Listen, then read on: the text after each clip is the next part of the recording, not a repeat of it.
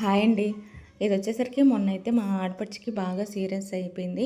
ఒకేసారి heavy bleeding అయిపోయి coma stage వరకు వెళ్ళిపోయిందనమాట.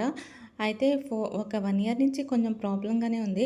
హాస్పిటల్‌కెళ్ హాస్పిటల్‌కెళ్తే ఏం చెప్తారా అని చెప్పి భయమేసి అదైతే ఇప్పుడు గర్భసంచిలో 4 కేజీల గడ్డ అలా ఉండిపోయింది. దానివల్లే హెవీ బ్లీడింగ్ అయిందంట. ఒకేసారి 5% అయితే బ్లడ్ పడిపోయిందనమాట. ఇంక అప్పటికప్పుడు వాళ్ళకి బ్లడ్ గ్రూప్ కూడా తెలీదు. అప్పటికప్పుడు చేయించి బ్లడ్ టెస్ట్ అయితే గ్రూప్ తెలుసుకొని వెంటనే అయితే బ్లడ్ ఎక్కించడం వల్ల పర్వాలేదు, ఔట్ ఆఫ్ డేంజర్. కాకపోతే వెంటనే ఏమొచ్చినా మనం 5,000 అయితే 10,000 అవుతాయి గానీ హాస్పిటల్‌లో చూపించుకోవడం మంచిదండి. ఇప్పుడు 2,00,000 పైనే అయింది. ఒకేసారి ఇది ఆరోగ్యశ్రీలే కూడా జాయిన్ చేసుకోవడానికి ఉండదు. ఎందుకంటే ఎమర్జెన్సీ. సో, ఇన్సూరెన్స్ కూడా మనం ఒకటి తీసుకుంటే మంచిది. అలాగే బ్లడ్ గ్రూప్ అయితే తెలుసుకొని ఉండడం చాలా మంచిది. అలాగే నా వీడియో కనుక నచ్చితే ప్లీజ్ లైక్ చేయండి, ఫాలో చేయండి, షేర్ చేయండి. Thank you.